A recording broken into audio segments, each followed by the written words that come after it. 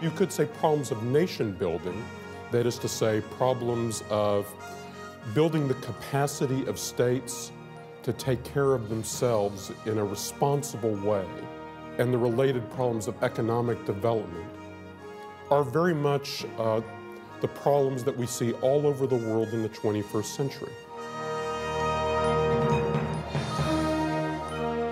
Good morning and welcome to the Miller Center Forum. Philip Zelikow, who is an authority on 20th century U.S. history and American foreign policy, has been the White Burkett Miller Professor of History here at the University of Virginia since 1998. Dr. Zelikow was educated at the University of Redlands, earned a law degree at the University of Houston, and his master's and PhD from the Fletcher School at Tufts University. He was a career Foreign Service officer at the State Department and on the White House National Security Staff before leaving government service to join the faculty at Harvard University in 1991. Since arriving at Virginia in 1998, he served as director of the Miller Center of Public Affairs and directed 3 bipartisan commissions, including the 9/11 Commission.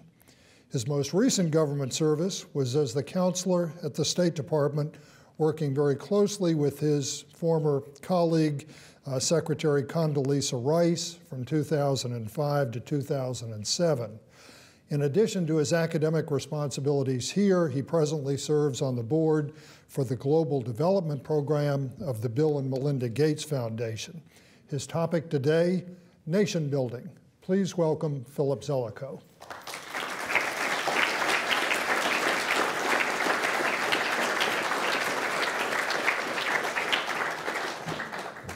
Thank you, George.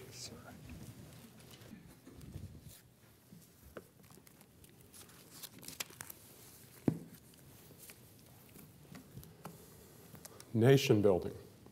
Nation building is a problem that is literally all over the map. It's all over the map in a geographic sense because with the end of the Cold War, we really entered a phase of world history dominated more by issues that were transnational in character and less international.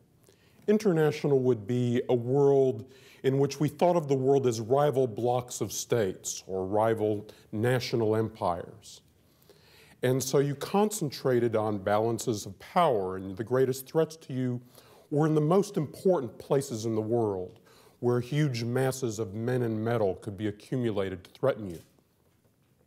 Instead, we've entered a period of world history that is dominated more by issues that cut across societies, issues of public order, the management of their capitalist systems, the management of their energy resources or their natural resources, problems of public health and pandemics, of the use of fish stocks in the common environment, on and on.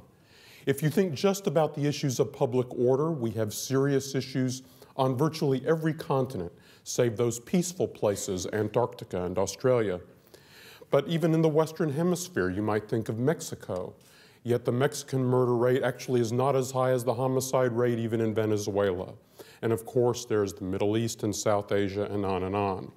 So you could say problems of nation building, that is to say problems of building the capacity of states to take care of themselves in a responsible way, and the related problems of economic development are very much the problems that we see all over the world in the 21st century. But nation building isn't just all over the map in that sense. It's all over the map politically too. I mean, for instance, you had the Bush administration, Bush 43, that campaigned in 2000 arguing against more nation building. Indeed, it was mainly a campaign about domestic policy, but one of the few points on foreign policy was that we're not going to keep doing more of this nation building like the Clinton administration had been doing in places like Somalia and Bosnia and Haiti. But by the end of that administration, they were sobered. So here is Condoleezza Rice writing in the pages of Foreign Affairs in 2008, reflecting on the article she had written in that same journal 8 years earlier as a representative of the campaign. Quote, "In these pages in 2000, I decried the role of the United States, in particular the U.S. military, in nation building. In 2008, it is absolutely clear that we will be involved in nation building for years to come. But it should not be the U.S. military that has to do it, nor should it be a mission that we take up only after states fail. Rather, civilian institutions must lead diplomats and development workers in a whole-of-government approach to our national security challenges. We must help weaken poorly functioning states, strengthen and reform themselves, and thereby prevent their failure in the first place. This will require the transformation and better integration of the United States' institutions of hard power and soft power."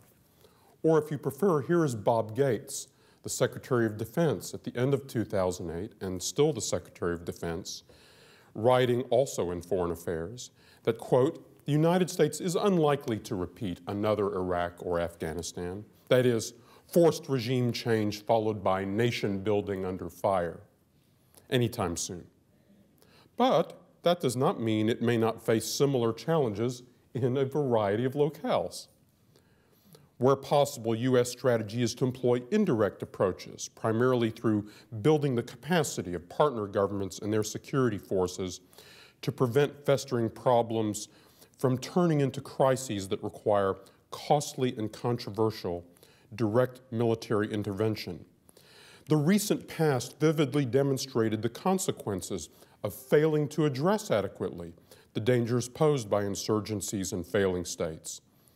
Terrorist networks can find sanctuary, the most likely catastrophic threats to the U.S. homeland, for example, that of a U.S. city being poisoned or reduced to rubble by a terrorist attack, are more likely to emanate from failing states than from aggressor states," close quote.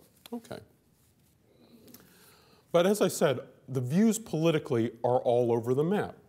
Because for on the one hand, conservatives heard a lot of this rhetoric and have not been happy.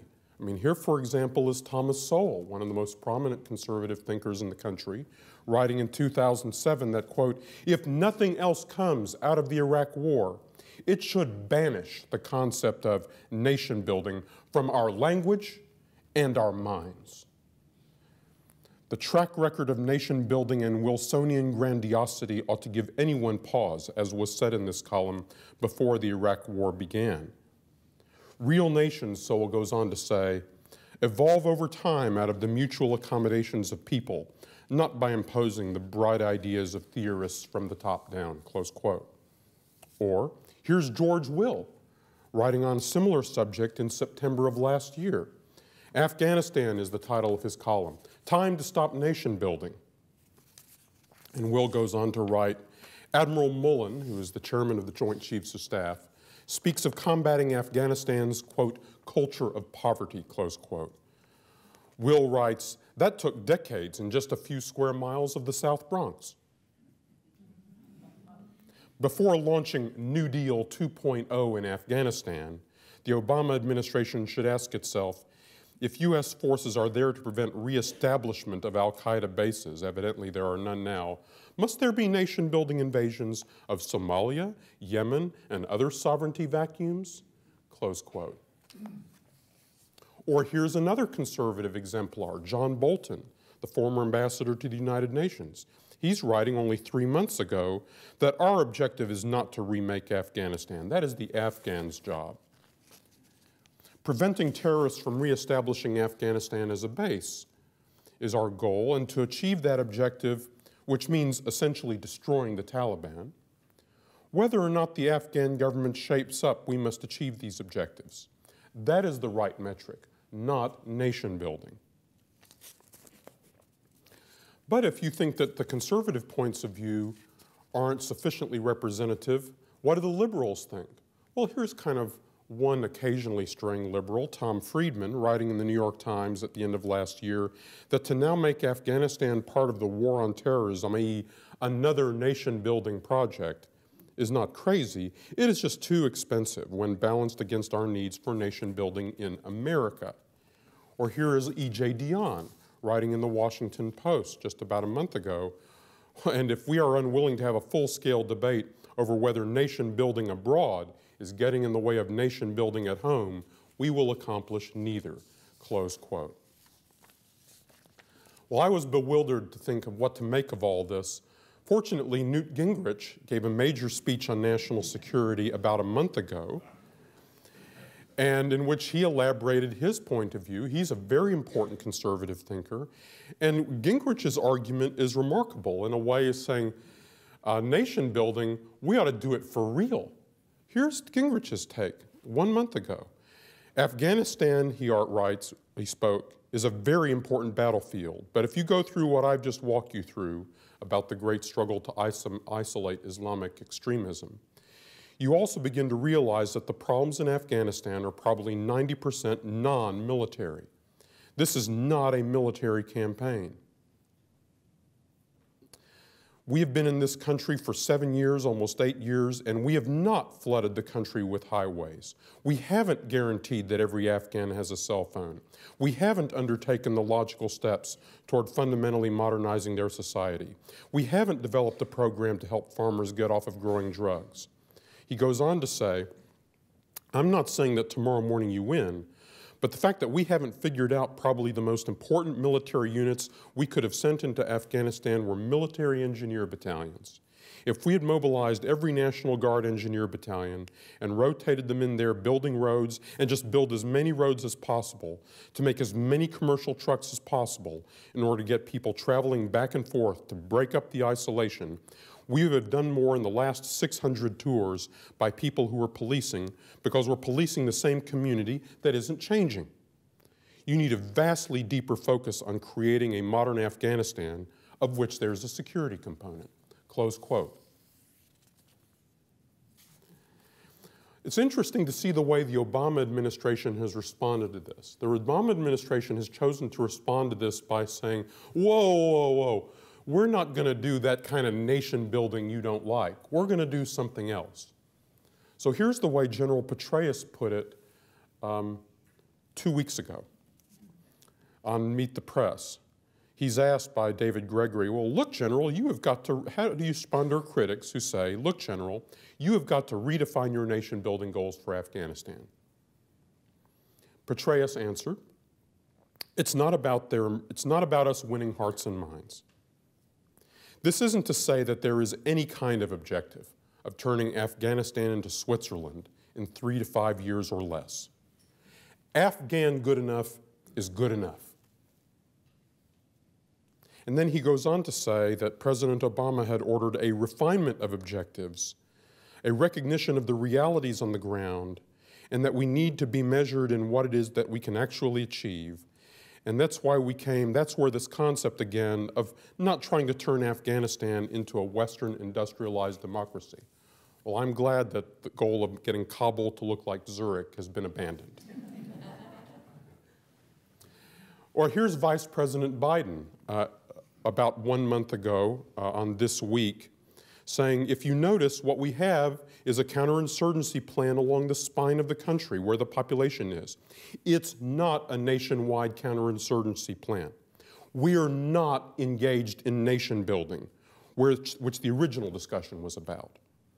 We have a date where we're going to look and see whether it's working, close quote.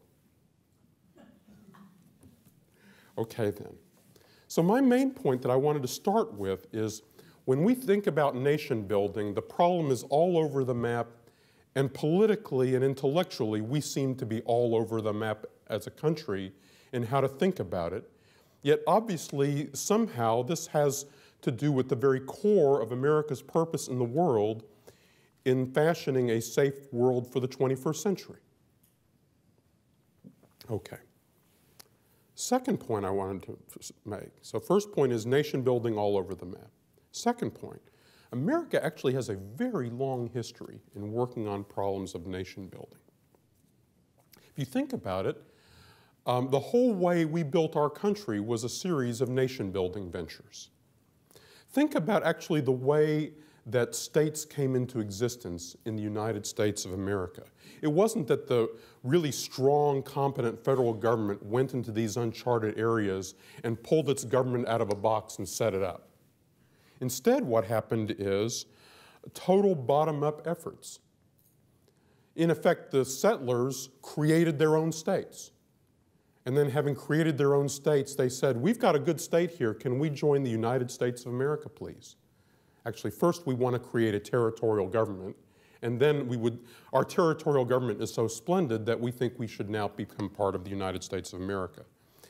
Indeed, the nation-building efforts in our own history extend to a massive effort to reconstruct the former Confederate States of America when the United States occupied the defeated Confederacy and attempted to remold and remake its component states so that they could become appropriate states that could become part of a federal union. And if you don't like that first Reconstruction, in some ways you could even say that there was a second Reconstruction that occurred. You could date it, I would begin dating it in the 1930s myself. But between the 1930s and, say, the end of the 1970s, I actually think there was a second Reconstruction in the southern part of the United States that actually transformed local governance in very significant ways, both politically and economically, in almost all the states of the former Confederacy. Actually, George Gillum here teaches a course on the history of Virginia, and he can wax fluently on the first Reconstruction and the second Reconstruction too. But the point about these experiments in American history that I want to draw out is notice that these are actually processes that are bottom up. They were locally driven. I mean, my wife and my mother-in-law come from the state of Arkansas. If you look at the history of Arkansas, how did Arkansas come into existence? Arkansas came into existence initially as a territory, substantially settled in the 1820s and into the early 1830s. In fact, my wife and my mother-in-law come from a city called Van Buren. Why is it called Van Buren? Because it's named for the President of the United States, who seemed to be the representative of the Jacksonian democracy that was the political movement promoting just such settlements. And let's hail and pay tribute to the great Van Buren, this New Yorker who, of course, would never dream of finding himself caught in a place like Arkansas.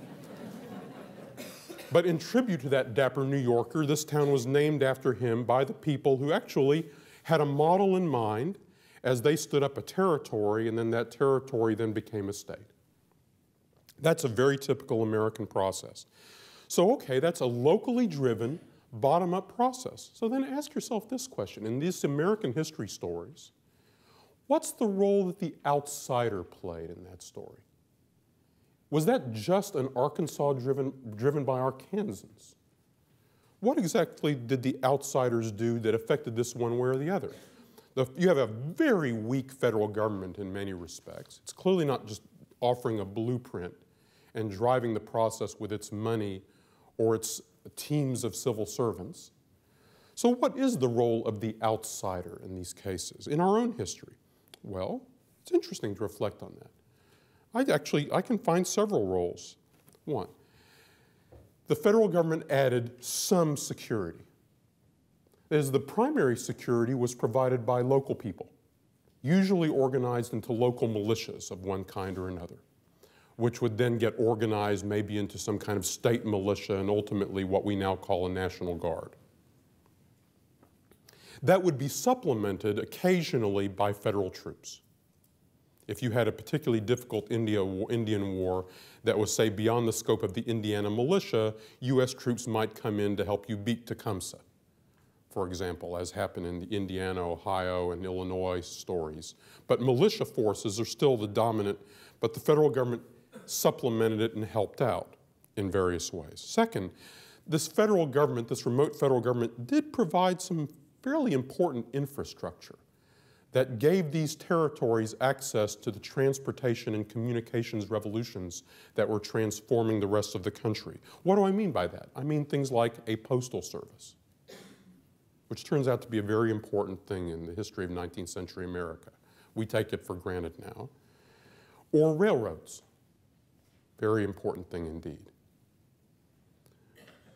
Another thing that the outsider provided was money. Not actually so much federal government money. There was a little bit of that here and there if you could get it on one or another selected project, especially in the later history of the American West, the history of places like Arizona.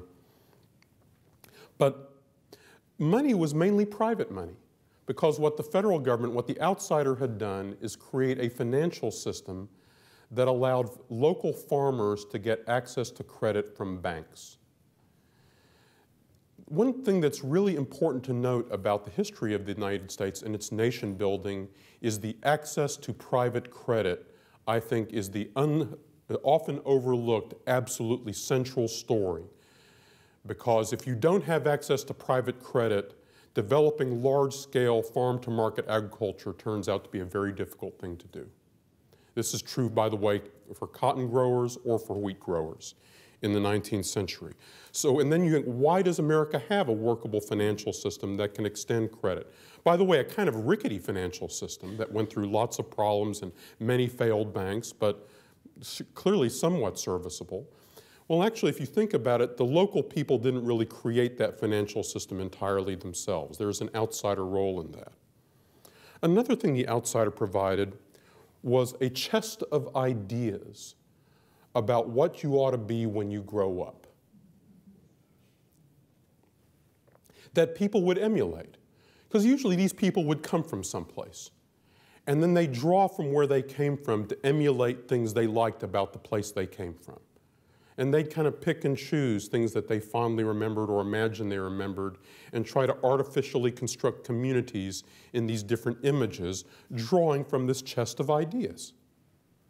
And the ideas mainly emanated from an important set of outsiders. And ultimately, it really helps you shape your notion of identity. What are we? What kind of state are we? Identity is hugely important, and it's kind of an opaque social sciencey concept. But what it really means when you boil it down is, it's how you answer the question, who are you people? What do you call yourselves? And how do you do things around here? How do you do things like administer justice? Well, how do you define justice in your community, in your world? You have these notions, and that you borrow from a lot of different sources. That you come, and then these things come to form a kind of collective community identity of who we are and how we do things and the kind of norms that we admire, even if we don't always follow them to the letter. But frankly, you can tell a lot about a community by the things to which they pay lip service, not just by the things that they do. Because that matters too. So the outsider role turns out to be really interesting and important, though it's obviously not central. So second point, long American history and nation building in our own story. Third point, we have experienced a century of trial and error playing some more with issues of nation building. We've gotten into it a lot in other places outside the United States. In the Philippines, in the Caribbean, two major efforts to remake the government of Haiti, maybe even three, one early in the century, one in the 1990s, two major occasions to remake the government of Cuba, both kind of in the first half of the 20th century, the Dominican Republic, then after World War II, of course, you know about the occupation of Germany, the occupation of Japan. These are big places. Then there are stories more recently like Somalia, Bosnia, Kosovo, Iraq, or Colombia, where we had a planned Colombia, not very well understood. Remember Colombia in the 1980s was notorious for being simply the haven for giant drug cartels and seemed like an utterly hopeless, terrible place, to which if your child told you, I want to go visit Cali on my summer vacation, no, no, no, no, no. Colombia today actually has restored public order substantially. It's mainly a Colombian story, that the outsider has played some role in that. So you look back at this century of trial and error, and one easy conclusion you draw from that is, this is clearly a mixed story in which you have some things that kind of look like successes and some things that look like terrible failures. Or let me give you another example. If you take the very high watermark of American foreign aid during the high Cold War, So if, let's say American foreign aid in 1960, when our foreign assistance was about at its height, the big 5 countries that were the big 5 receiving American foreign assistance were, in order of scale of assistance in 1960, South Korea, Vietnam, South Vietnam, Pakistan, Taiwan, and Turkey. You step back and look at that record and say, well, how does that look today? And again, the easy answer is a complicated story, but it's clearly a mixed bag. The South Vietnam nation-building record doesn't look so good. The Pakistan nation-building record, you scratch your head a little bit about that one. But South Korea, one of the remarkable success stories in development of the entire 20th century. One of the most amazing stories. If you know a little bit about how prostrate, devastated South Korea was in, say, 1955, having been fought over from one end of the country to the other, desperately poor and ravaged. America was hugely involved in these efforts. And to just give you a sense, in 1960, more than 2.5 million Americans physically lived outside of the United States. 1.1 million in the armed forces, 1.5 million American civilians. That's 2.6 million Americans. That's about 1.5% of the entire population of the country was living overseas. Of this, 100,000 Americans were working on projects overseas that were entirely privately funded, not connected with the government at all. Missionaries, non-government organizations of so huge outpouring of American talent around the world on all these things. You have this very, very mixed record. And out of that century of trial and error, 2 things stand out. First thing that stands out is American disillusion and amnesia. You have a story that's the rise and decline of what historians refer to as modernization theory. Mainly when you go someplace to try to do better, you mainly try to do better along the lines of the community you know, which is you take some ideas that are fashionable at home and then you try to export them as best you can or adapt them to the foreign place you're going. So Americans developed modernization theory, especially coming out of the experience of the New Deal. Experiments like the Tennessee Valley Authority. And they had a whole notion, as many New Dealers did, that we can go into poor places and make them better with a variety of programs. And through trial and error, we figured out a lot of things that work. There's a very strong emphasis on national planning, national economic planning, very much a state-led model. And we'd go in, we'll develop national plans, the state will play a really strong role, because that was the very height of intellectual fashion in the 1940s and then on into the 1950s. And probably its zenith was in the 1950s and 1960s. By the early 1970s, there was a profound American disillusionment with these bold experiments. The disillusionment spanned the political spectrum. On the left, these people were denounced roundly. Of course, they were deeply and centrally associated with the Vietnam War. But in general, the critique from the left was this is just rich country imperialism, as people would come from rich countries with their ideas of how to remake poor places and basically tell local people what to do and mess them around and do all kinds of damage in addition to serving the interests of global capitalism and making them more dependent. Or, of course, what would often happen is you'd go into these places and you'd bolster local dictators. And then you'd be accomplices in all the bad things the dictators did. So the left didn't like this very much. By the way, the right didn't like it very much either. Because from the right's point of view, yep, that's state-led, statist national planning, just the kind of notions of development that we feared these near socialists from the Roosevelt administration would try to propagate around the world. And here they're often doing it everywhere, and it's no surprise it's failing.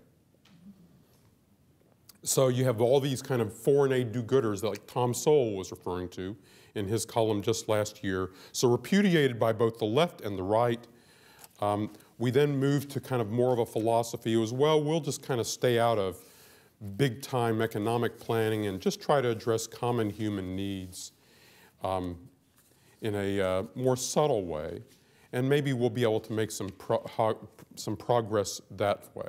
So we'll try to just give money to health and education programs. Of course, that turned out to be problematical as well.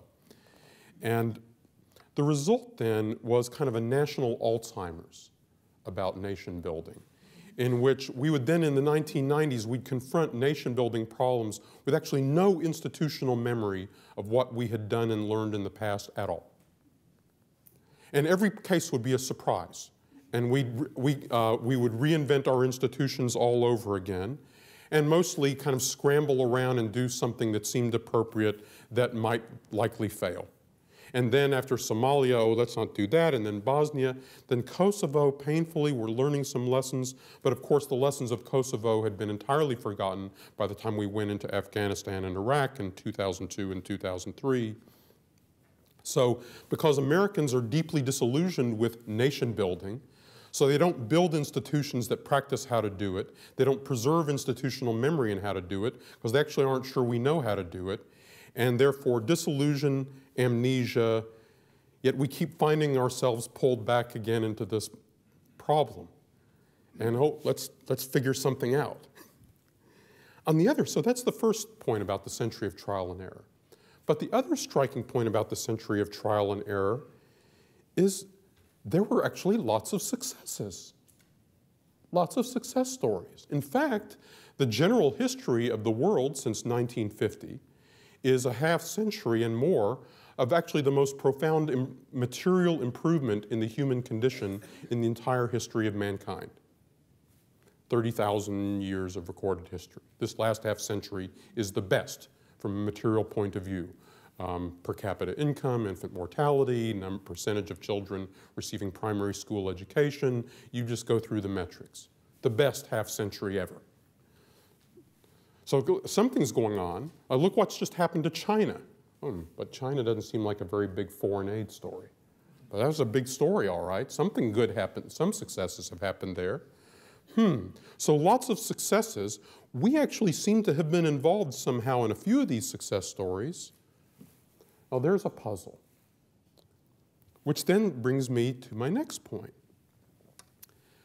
My next point is, when you look at the variables, you see successes and failures. The common denominator in the successes and failures is not US policy. Because US policy is, we're more or less doing things according to our lights in all of these cases. So the critical variable in all of these cases is not our story, it's their story. It's their choices. It's their narrative. Right, so the critical variable is, what are the decisions the Koreans made, or the decisions, in their case, that the Chinese made at one point or another. Which then, though, circles us back again to the same question I posed when I was talking about American history, is, so what, if any, role did the outsider play in those success stories? Zero. Let's take, for instance, one of the most striking of those stories, the South Korean case, a case in which we invested a huge amount of time and resources over many years. If you examine the Korean development case, and by the way, one of the best books for doing that is written by our current dean of the College of Arts and Sciences, Meredith Jung-En Woo, with her name slightly different then, wrote kind of one of the standard works on the developmental state in South Korea called The Race of the Swift. So it's and if you look at her story, it's totally a Korean-driven narrative. And there she talks a lot about the things the Koreans borrowed from the Japanese who had colonized their country for the 50 years before we got involved, and so on. So you could then say that clearly the Korean choices dominate the story, like the Arkansan choices dominated the founding of the territory of Arkansas. But, so what was the role of the outsider, the United States, in the South Korean story? Or were we actually kind of marginal and inconsequential? Well, not quite. A couple of things stand out if you reflect on that for a few minutes. First is, we did provide a security framework in which the Koreans could make choices that might work. In other words, the South Koreans were not going to build a very rich country if there was no South Korea. If it had not been for the United States, there would have been no South Korea. It's just straightforward as that. That's an unassailable point. And indeed, if it was not for the United States staying there to some degree, South Korea would have been wiped off the map at some subsequent point. And probably if there was no South Korea today, if you look at the developmental approach of North Korea, it's a very different case. It's kind of, that's an interesting laboratory experiment. And so the United States does seem to be a relevant variable in in the outcome of that experiment, since the South Koreans wouldn't exist but for us. And so we create a security framework that shelters their ability to make these choices. Second, we did provide kind of an economic framework. That's not to say that we actually made the decisions about how they'd build their heavy industry and who would get their state subsidies. What we did was we created an open world economy in which South Korea could build an economy that was an export-led industrialization model. An export-led industrialization model requires that they sell a bunch of stuff to people outside of South Korea.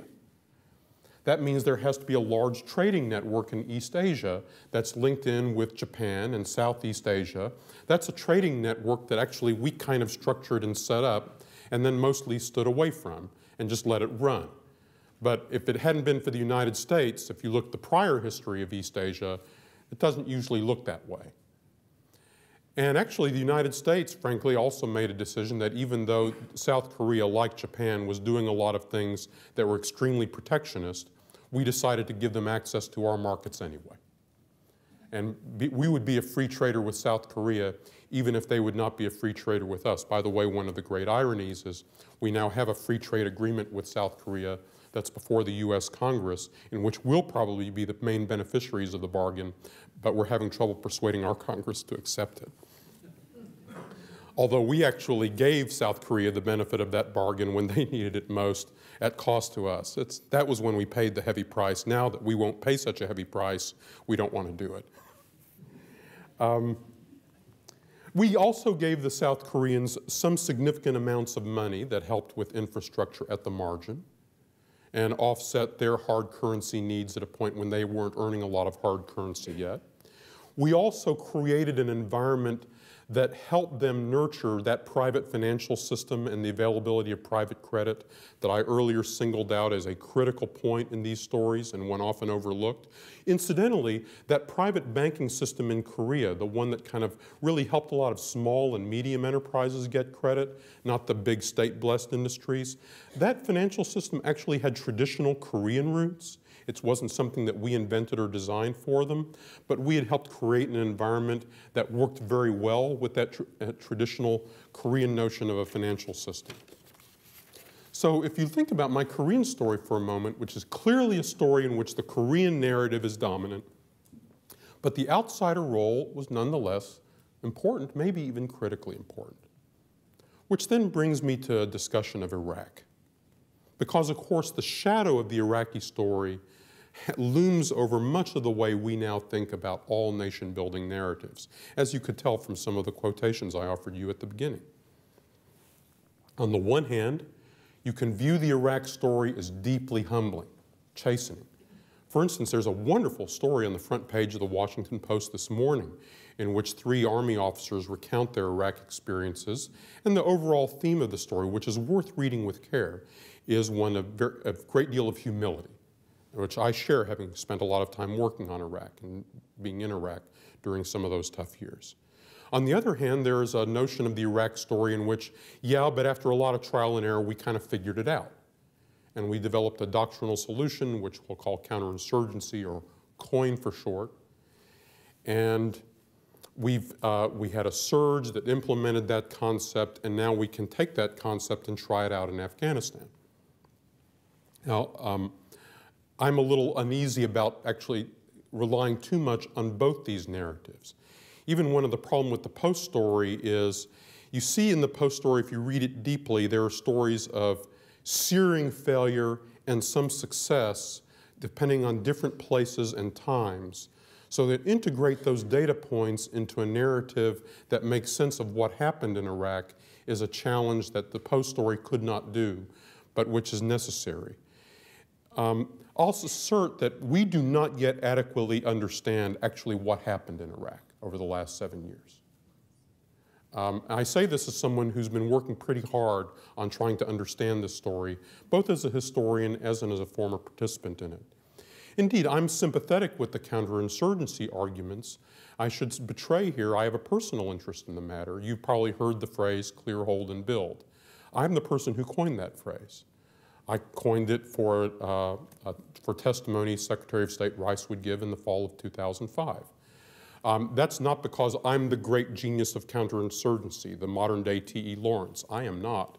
All I was a phrase maker that had observed various practices that seemed to me like best practices, and I was trying to find some phrase that would capture the more encouraging things we were trying to do, partly to provoke the rest of the U.S. government, through Secretary Rice's testimony, into adopting a strategy consistent with that ideal, which, by the way, it did not do until arguably months or a year later as a whole, although parts of the U.S. government were actually doing these sorts of things already in parts of Iraq.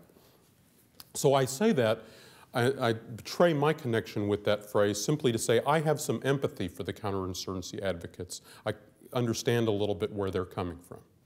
But what I'll say then about Iraq is just a few observations that are just, without getting into a deeply complex story.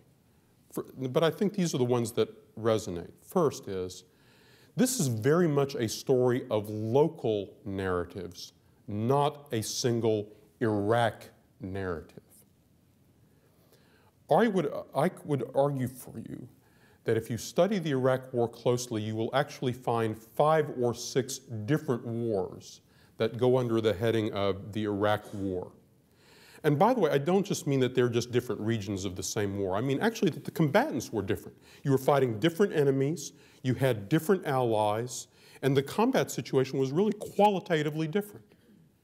Whether you were in Mosul, or you were in Kirkuk to Tikrit, or you were in Anbar province, or in Baghdad, or in the south around Basra, or in the outlying areas between Anbar and Baghdad that we used to call the Baghdad Belt. These were really very different fights, and they were mostly local level fights to which what people were doing in the Green Zone in Baghdad was substantially irrelevant. It's a battalion commander's fight, even a company commander's fight, and with counterparts on the civilian side. So local narratives. So if you look at the Anbar story, and Anbar, by the way, starts turning around before the surge. It starts clearly turning around the middle of 2006. Why is it turning around? We read about this, and it's all written as an American narrative. We started doing the right thing in Ramadi. The Marines started doing X, Y, and Z. Actually, it's an Iraqi narrative. The Sunni Arabs in that part of Iraq, especially the leading tribes, had kind of sided against us, fought against us, and kind of sided with al-Qaeda, and then became so appalled with al-Qaeda that they decided to turn on al-Qaeda, and we were a useful partner with them in turning on al-Qaeda, and they liked working with us better than they liked working with al-Qaeda. And by the way, and while still having no use for the central government in Baghdad. So it's a local Iraqi narrative, by the way, which relied on local Anbari forces, by and large, to do the heavy fighting in partnership with the Americans in the area, which is important. By the way, the Baghdad piece of this story, which has a later chronology, more in 06 and then into 07 and 08, is also a local story, and one that's entirely different, in which a lot of the fighting is actually Shia on Shia, as well as a Shia-Sunni dimension, in which there had been a lot of ethnic cleansing, in which we are mainly kind of protecting the remaining ethnic preserves and helping the moderate Shia government destroy the Shia radicals who are trying to overthrow it and fight us with Iranian help. The Iranians weren't deeply involved in the Anbar story at all. So I mean, this is just a different kind of fight altogether with different strategies that involve nearly 80 local security stations and on, but very local narratives. That's my point. Second observation. The governance work we did there was from the bottom up. So what we did as the outsider in these Iraqi narratives, if you look back at it, is we provided enablers in the form of local money conditionally provided. That was the money that was most effective. We wasted a very large fraction of the money we spent in Iraq. And we got very high impact from a small fraction of the money that tended to be enabling money, local and conditional. We also helped enable the creation of security forces at the bottom up. Training policemen in the field, not at police academies in Jordan or in Turkey. In the field, partnered with maybe with American forces, so enabling security forces at the local level and giving advice on best practices and ideas also in the field on the spot, and where the quality of the advice mattered a lot more than the quantity of advice. So these are a few things that I kind of took away from that experience.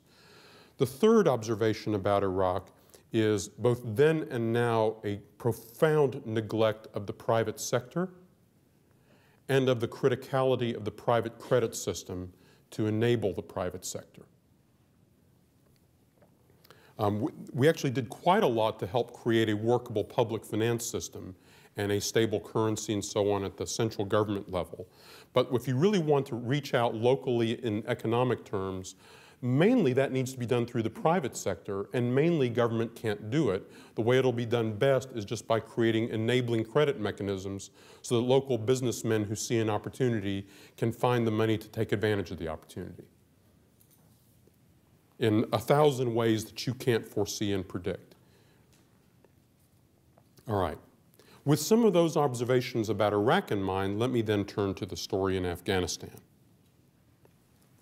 The Afghanistan effort started out as a top-down, highly centralized effort run out of Kabul, and we helped them write a constitution that was a top-down, centralized government constitution. And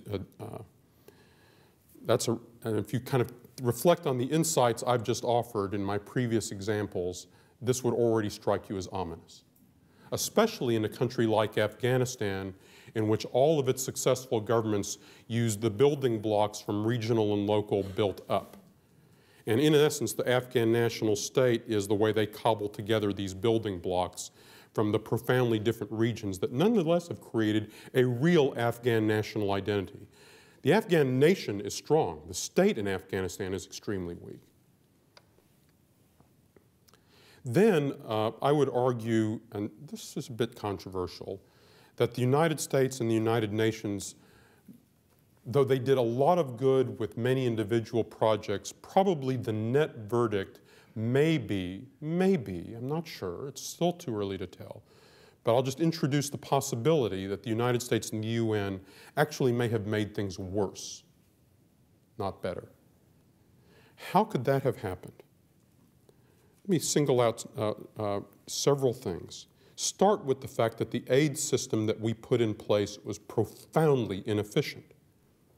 Because what would happen is that we would send people there who would want to build a road. Well, the Afghans couldn't build the road. So then we would hire contractors, American contractors, to build the road, let's say the Louis Berger engineering firm, who then would hire subcontractors, more foreign contractors, and even down to foreign workers to build the road. And then eventually some miles of road would be built at enormous cost. When you then start to scrub the numbers of who actually got the money from these huge amounts of foreign aid, the numbers are stunning. I mean, for example, to quote one expert, Thomas Barfield, in 2008, of the $15 billion in reconstruction assistance given to Afghanistan since 2001, a staggering 40% has returned to donor countries in the form of corporate profits and consultant salaries. Now, it's actually much worse than that. Why? Because what they're measuring, that 40% in the cost plus contract, that's only the plus part. But actually, quite a lot of the costs aren't going to Afghanistan either. Let me give you an example. I'm buying for my project 1 million bottles of bottled water, which I will now import from a water bottling plant in Dubai and transport to Afghanistan at vast expense so that my men on the job in northern Afghanistan can have pure water to drink, despite the fact that, unbeknownst to me, there are actually 3 Afghan water bottling factories within 20 miles of where I'm working that I've simply never bothered to discover because I actually knew how to get the thing from the supplier in Dubai. Now, the costs in that illustration, which by the way is a real illustration, I did not make that up, the costs in that illustration are not even counted in the 40%. So that's why you get someone like the former finance minister, Ashraf Ghani, who recently told me, actually earlier this month, that his own rough estimate, and he's very smart, former World Bank guy for many years, he says that he thinks that of the USAID money, the civilian aid money, the percentage that actually would go out of an aid dollar to the Afghan people was 10 cents on the dollar. He says the US military was better. He thinks that in the US military case, it would be 35 cents on the dollar. That's his rough and ready estimate. And so you get to the conclusion of many Afghans. Is what the Afghans talk about the foreign aid. The expression that they use is, this is an amazing thing, your foreign aid. It is the cow that drinks its own milk. So you start with an inefficient aid system. Now, it gets better from there. Meanwhile, the aid system actually starves the Afghan government. Because in effect, you're creating a parallel government to do all this stuff that's run of the foreign aid agencies and their contractors and the NGOs that they have hired. By the middle of 2003, there were over 2,000 non-governmental organizations setting up shop in Afghanistan. All, by the way, hiring Afghans. By the way, at salaries that were way in excess of what they could earn working for the Afghan government. So basically, you've now sucked up the whole talent pool of the country into working for the foreign effort, and the Afghan government can't find anything. The Afghan government literally is starved for money. You're actually cutting back their money. Now, not everyone was doing it this way. To their very great credit, the World Bank and the Asian Development Bank had some established ways in which they try to give their assistance directly to the government to do stuff through the government. That will help build the government's capacity. And actually, the track record of the World Bank in tracking the money and making sure not too much of it is stolen, that a lot of it does some good, is pretty good. So the World Bank would create things like trust funds in which a bunch of people could deposit money, many different donors, and then the trust fund would disperse money for the Afghan government. By 2004-2005, the majority of the budget of the Afghan government was coming from one of these trust funds. So way more than 50% of the entire Afghan government budget was coming from just one of these trust funds, the Afghan Reconstruction Trust Fund. These trust funds, however, received, out of all international aid to Afghanistan, it received 9%. 91%, of course, is doing something else. And so the Afghan government is literally starving into non-existence while you're running this gigantic aid industry. So you're actually making the state weaker. It gets better. Meanwhile, you're entirely starving the private sector because this money is all going through various state entities, and you're not really doing anything except to create a central bank, which we did with some effectiveness, partly because of Ashraf Ghani's work. But you're not actually doing anything that really invigorates or brings to life availability of private credit to small and medium enterprises around Afghanistan, which, by the way, has a lot of really smart businessmen who would know how to use the money, but they don't have access to normal credit. So you're actually starving the private sector in the way you're directing your aid. And so one result of that is most of the private sector turns into a criminal private sector in which a large portion of the economy is in narcotics trafficking, which is highly lucrative, which then has a lot of other pathological effects, including on the government. And meanwhile, while you're doing all this, it gets better still, is what you're doing with your aid program is aid is never neutral in a country like this, never. What you're always doing with your aid, whether it's guns or money, and that aid mainly falls into those two principal categories, guns or money, is you're delivering power and patronage to somebody. So one way or another, you're making choices. And actually, the United States pumped a lot of money, including money through CIA channels, that delivered a ton of power and patronage, mainly to a large extent, empowering thugs, who actually, the people the Taliban had driven out, who were so unpopular after in this civil war in the 1990s, were actually the people who then came back in. And those same thugs reasserted control, and we funded them.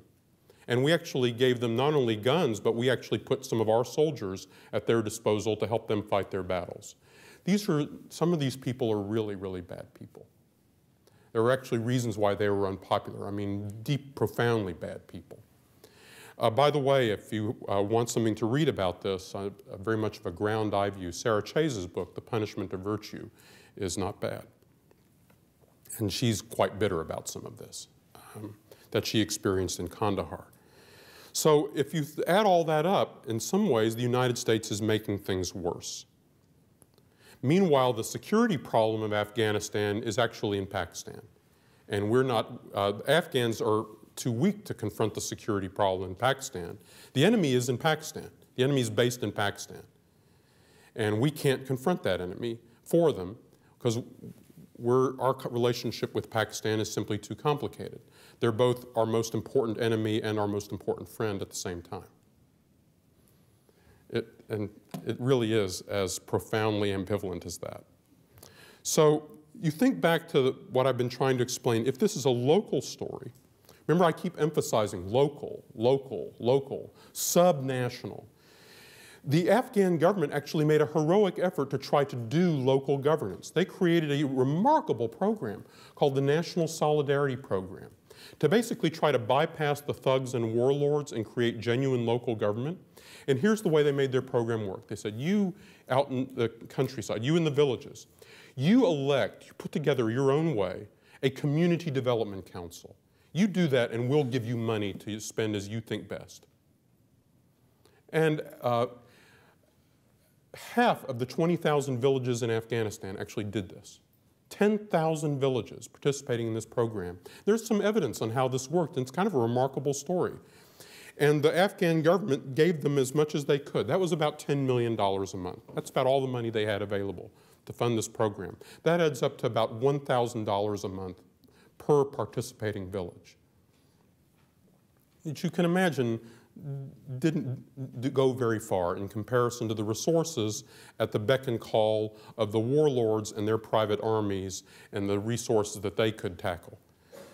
So that's what's going on for the Afghan government's efforts. And meanwhile, they might be trying to stand up local security forces that are responsive to genuinely representative, like the police or a local army unit.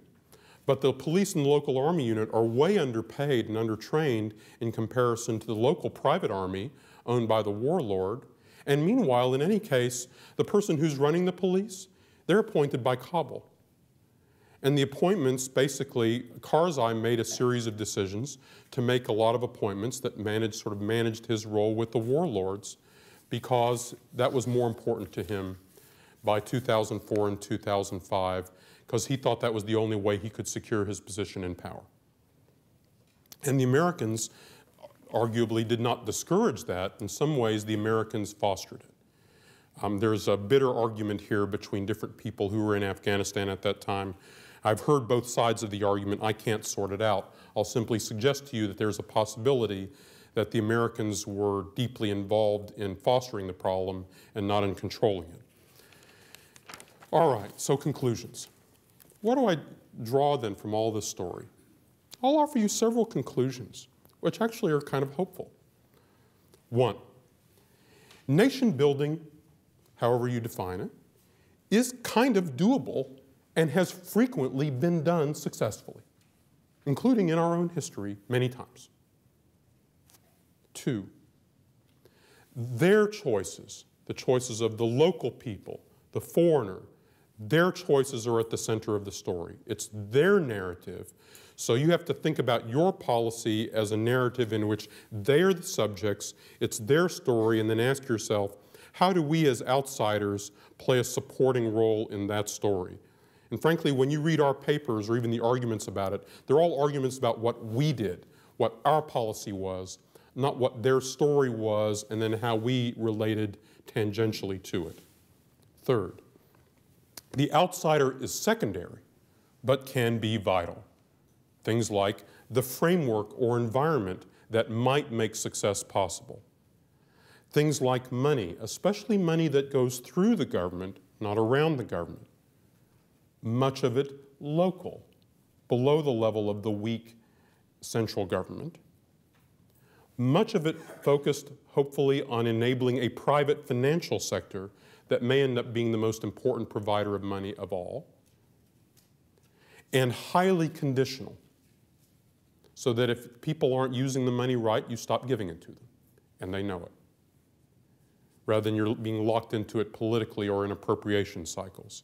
You can provide some advice about best practices, about things that have been learned, provided through the government, which means that the government can fire the people giving the advice if they're not being helpful, because they're in effect working for them.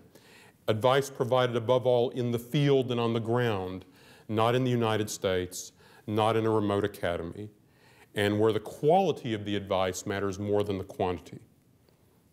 Security provided through the government that starts with local people providing their own security, maybe with your help. Fourth conclusion, the outsider, therefore, must be willing to walk away, because if it's their narrative and their choices that determine it, and you don't like their choices and think they don't make sense, you have to be able to walk away and have a fallback strategy for walking away. Otherwise, you're in the trap of having to bolster them because you can't abandon them. And they, by the way, figure this out right away. The only alternative, if you don't have a story in which you can walk away, is then you have to have a story in which you take over and become the insider. By the way, we're funding the Afghan government now.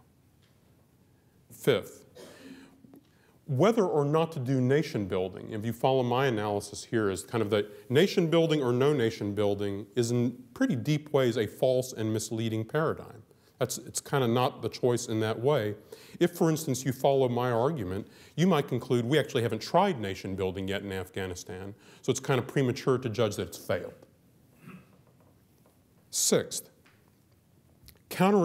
choosing between counterinsurgency or counterterrorism from remote missile strikes conducted from afar is another misleading choice as to how you might try to address more usefully these problems in front of you.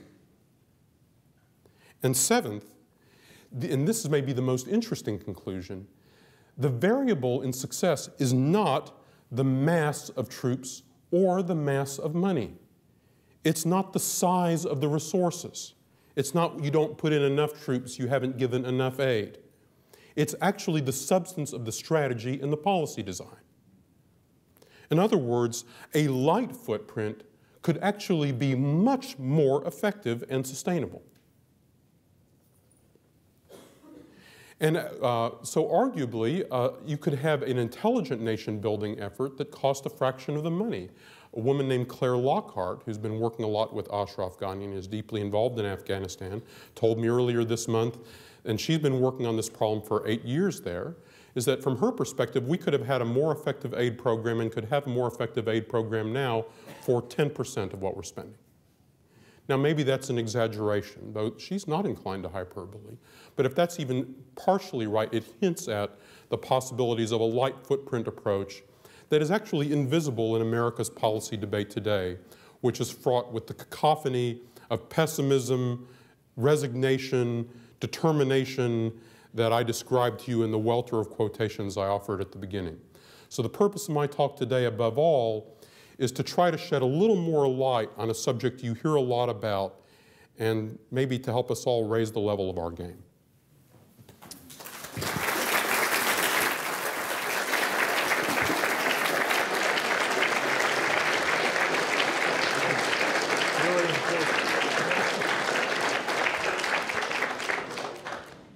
Just to sort of break the ice and get it started, let me ask if comparing the situation in Iraq with perhaps the situation in South Korea, you indicated that South Korea could have been wiped off the map if we had left. Is that a possibility in Iraq? I don't think Iraq's going to be wiped off the map, and I don't think it ever was. There was perhaps at some point after the civil war in Iraq broke out a possibility that Iraq could disintegrate into component states and that the Iraqi nation might fracture. There is still a chance that that could happen, depending. Again, this is a really good illustration, George, of we have a story in which the Americans are at the center of the story. We invaded Iraq, and now it's kind of like, have we gotten Iraq in the right kind of place? And it's all about us. Now, imagine this story as purely as an Iraqi narrative.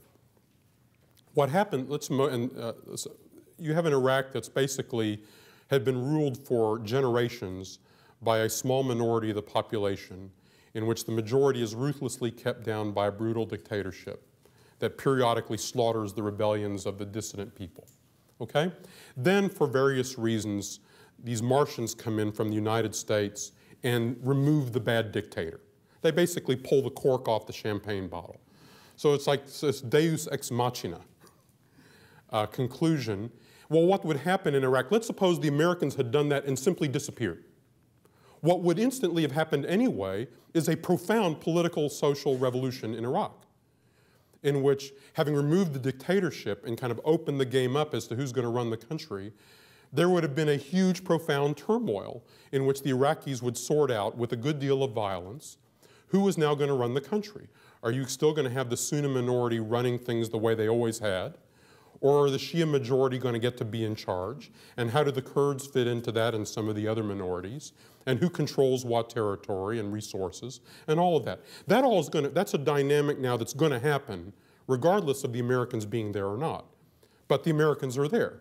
So in effect, the Americans find themselves sitting on top of this unfolding narrative and being witting and unwitting participants in a turmoil of civil wars that are occurring all over Iraq with different configurations depending on the part of the country you're in.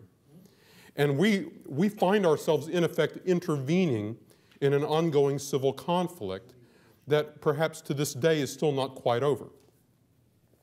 The violent side of it has significantly, but not entirely, burned itself out. There is actually a significant dimension in which this is being handled through a process of elections and politics, more than simply all-out civil war. That's better. Then you can analyze the role the outsider has played in all of this. But if you see this as an Iraqi narrative, the Iraqi narrative still isn't done yet, because we still don't know what Iraqis will decide they want to be when they grow up. And then the question is, how do Americans influence that choice or relate to that choice at the margin? Dr. Zelikow, I want to say thank you for taking the complexities of our world and giving them to us in digestible sound bites. The last time you did this for me, I had received a link to your lecture given in Dresden when you were in Germany last November with the American Academy in Berlin. And if you recall, in your lecture, you broke down your 4 points into 2 words each: new challenges, no script, strong weak, and crisis examples. I was very inspired by your call to arms at the end to raise up a new generation of young leaders that will in fact go into the political realm and respond to specific crises with what you call concrete examples of realpolitik, something that works, so that we can together create new structures for managing what you call transnational global problems or crises. In your remarks, you gave great hope that we will be able to come up with this new narrative. In fact, this new grand strategy. My question has to do with the structure that is already available through the UN. Could you give us a little more insight into your perspective on the UN, the role that it plays in that Wilsonian tradition, and what we can expect of our American leaders as they respond, not unilaterally, but multilaterally, to conditions that the UN would impose upon us as a participant, as outsiders in this solution that you have very eloquently given us for the Middle East problem. It's interesting. The United Nations, and thank you for those gracious remarks, but the United Nations in Afghanistan, for example, has been more part of the problem than part of the solution. They have they have been a leading culprit in creating just the kind of inefficient aid bureaucracy that I've described. Indeed, they are the exemplars of the inefficient, uncoordinated, 20-agency aid bureaucracy. The United Nations is actually not structured as an organization to work problems of this kind. It wasn't created for this purpose. It doesn't do a very good job of working on these sorts of problems. It's basically not really created to work on domestic problems inside countries. It was essentially created in a 1940s image of a version of how countries that would be entirely sovereign in their own borders could cooperate more effectively with each other.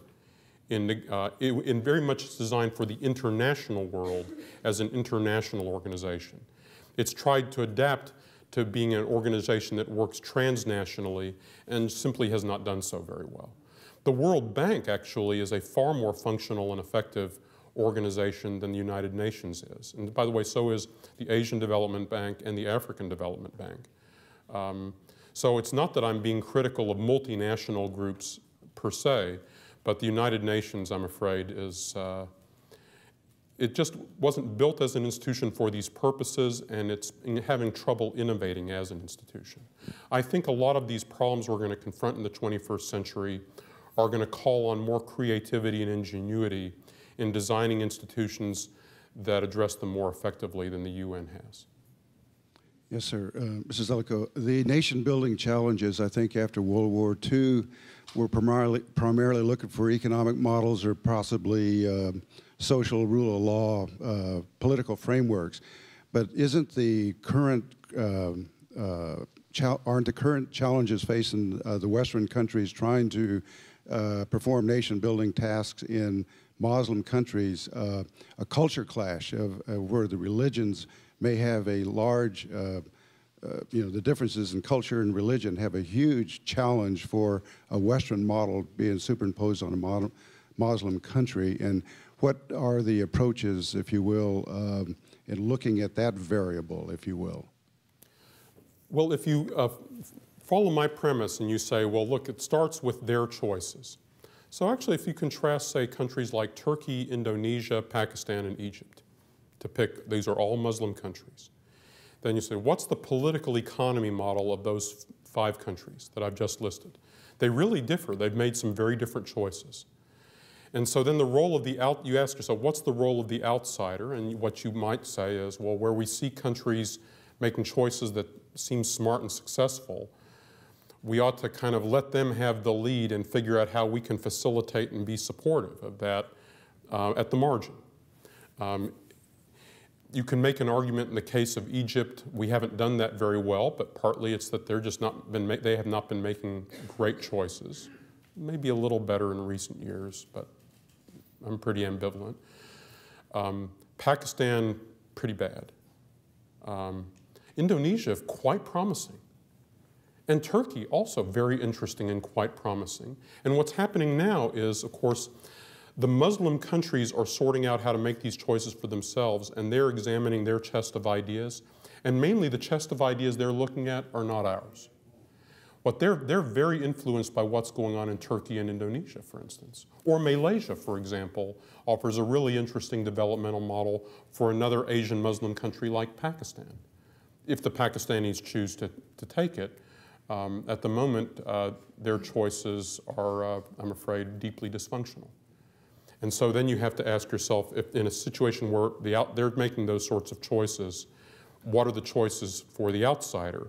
And of course, the first rule should be do no harm. Dr. Zelikow, the geographic areas that you were discussing today also, of course, overlap with the areas that we see the potential for an existential threat to the United States. And I think there really is a link between our concept of nation building and our concept of protecting the United States homeland. Could you comment on that link? And since you're an expert, I think, on existential threat, what would you see as the minimum that the United States should be doing to reduce to the greatest degree possible major terrorist attacks? My quick answer to that's a great question. It's a fundamental question, since the justification for all the things that we're doing in these places is homeland security. There are some other justifications, but the one that resonates with the American people, and the one President Obama has chosen to stress, correctly I think, is this is about homeland security. So we're, in essence, this is the front line of defense for homeland security.